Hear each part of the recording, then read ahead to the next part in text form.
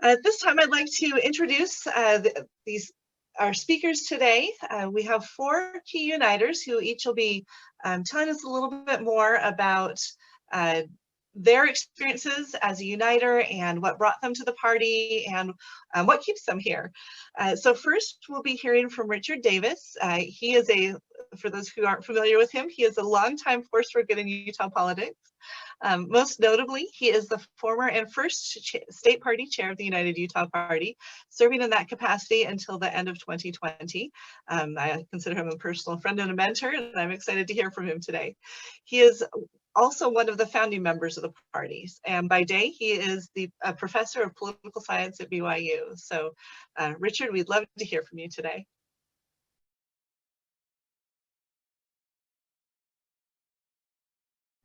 Well, let me just say thank you for the opportunity to speak, and it is just great to see all of you, and many of you I know who have been involved in the party or in other ways, and it's just great to see you again. It's been so long since we've been able to get together, and let me just say that by us meeting here virtually today, we have defied predictions by some of the best political pundits in Utah. I mean, those predictions were that the United Utah Party would be gone by now.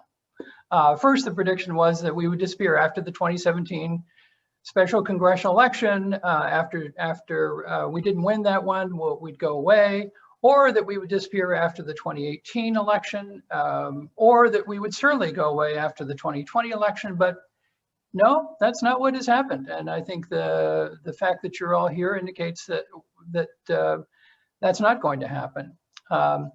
Instead, our numbers of registered party voters, as Hillary told us, has grown. We're still the smallest party in terms of registered numbers, but interestingly, we have outlasted two of the more extreme parties. Both the Green Party and the Independent American Party are no longer registered with the state. So we have outlasted them. And our success in 2020, as Hillary just said, shows that we are growing. I mean, over half the candidates who have run since 2017 ran in 2020. And as Hillary showed, we more than doubled the number of votes we got in 2018 in 2020. So, and this happened despite the pandemic that really made it difficult. I know there are several former candidates here who can relate to this. I mean, because of that pandemic, our candidates were not able to campaign in a normal way. I mean, they could not go door to door. There were no parades, there were no fair booths, there were no events, no meet the candidate nights, nothing like that, where they would have had an opportunity to interact with voters. So it was difficult to get the message out in 2020. We circulated a lot of door hangers. We ran many social media ads. We put up billboards. We ran television ads in several counties, and all that helped. But the reality is that retail campaigning, talking to voters on the doorstep, along the parade route, at a meet the candidates night, that is the best way for a lesser known candidate, and that was true for our candidates, to get the voters' attention. Otherwise, what voters do is they go back to their default position, which is to vote for the party they know, Republican or Democrat. My heartfelt thanks goes out to all those candidates who ran last year. I know that many were discouraged that they didn't do better, but we all realize how difficult it was, and really the fact that we came very close to what we'd done in 2018 only indicates that the pandemic really didn't set us back that much, that there was growth going on in our party that was reflected by the fact that we did about the same, given the circumstances were so much against us. Now, for those of you who are new to the party, and as I've looked through the gallery here, I see there are many who seem to be new to the party. Here's a little background on why we exist.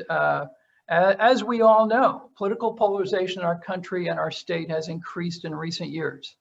As the two major parties have become more extreme, many voters don't feel at home in either of those parties. And my guess is that's why you're here. In 2017, a small group of unhappy voters with the two major parties decided to form a new party, which, to demonstrate we wanted to use this party to bring people together again, we called it the United Utah Party. Now, some people immediately asked why we didn't call it, let's say, the United Party and make it a national party with a presidential candidate and so on. But history shows us that that approach doesn't work.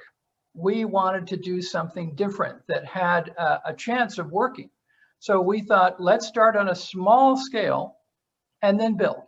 So if we can show that we are successful at the local level, at the state level, winning a county commission, state legislative, maybe eventually statewide race, then we can move on to other places. But to show that we can win in one place on a small scale was what we wanted to do first. And we are moving in that direction. Our first race was in 2017 when Jim Bennett ran for the 3rd Congressional District. He won nearly 10% of the vote, which was more than any other party, minor party. In 2018 and 2020, we again averaged about 10% of the vote. Eric Elison in 2018 won 11% of the vote in the 1st Congressional District. It's not easy to get that much in a congressional district race. Brian Fabby won 13% of the vote last year in a statewide auditor race. So this shows that we're about 10% of the vote on average, doing better when there's only 2 people in the race rather than 3. But it does show that we've got a niche that we have created within the state, and that we just need to move beyond that niche in order to be able to win elections. So how are we different from the 2 major parties? If you're just coming into this and you have not been involved with us before, you may ask, what is it that's different here? Well, let me give you a few. While the 2 major parties have become distant and hostile from each other, we take good ideas from both of them and come up with some of our own. While both have become entrenched in their established patterns and they're resistant to change, we are the Reform Party. We're the ones who support term limits. We're the ones who support campaign finance limits. We're the one open to new ways to vote, such as ranked choice voting, approval voting. We want to empower voters, and we think there are ways to do that. We want to restore the integrity of the Attorney General's office by taking it away from party politics. While the Democrats and Republicans impose purity tests on their candidates and their party leaders and even their activists, we welcome people of differing views who want to find common ground and work together. While the 2 major parties are becoming more ideological, we favor practicality. We want to get things done. So I have to say, I was looking for this kind of party for a long time in my life. I've been a Democrat.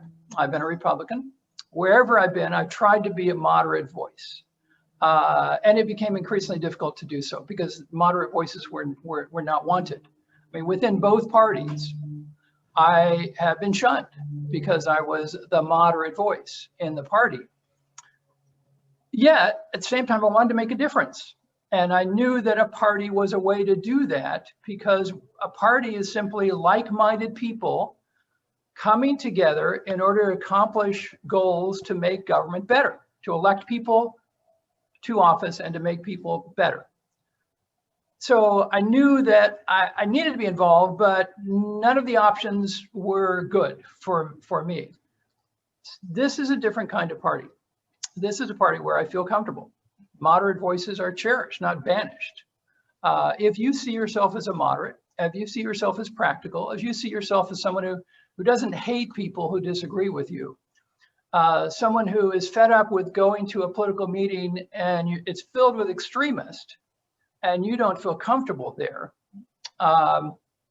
then you've found the right place, right here.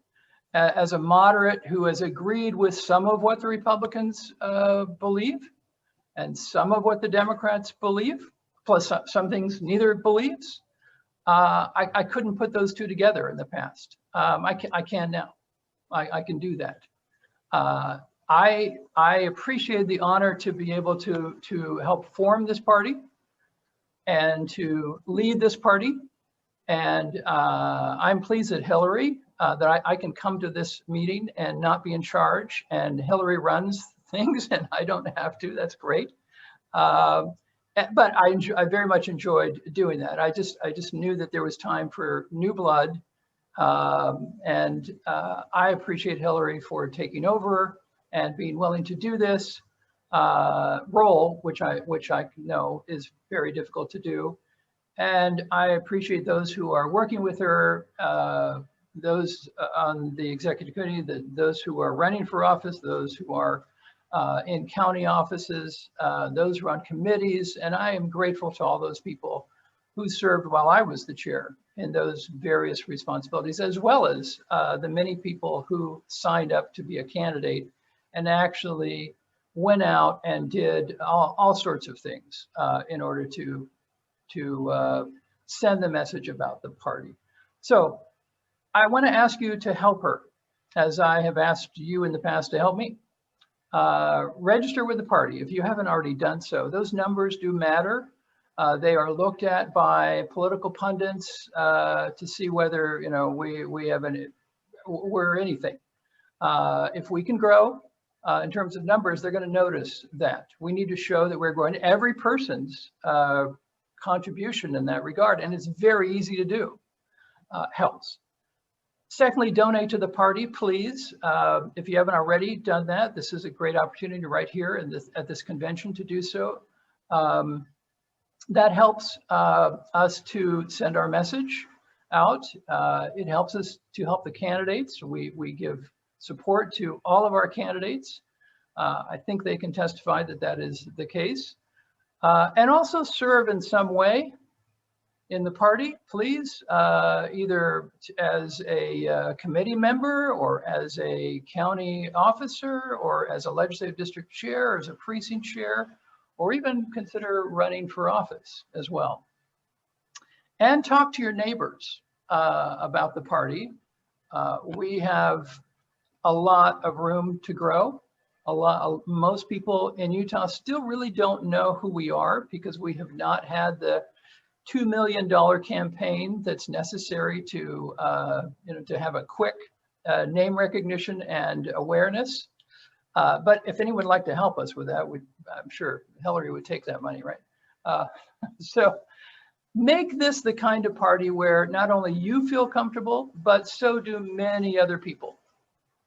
That's what we need to do. And if we can do that, we can win in Utah and we can change the way government works in Utah and ultimately perhaps the nation. Thank you.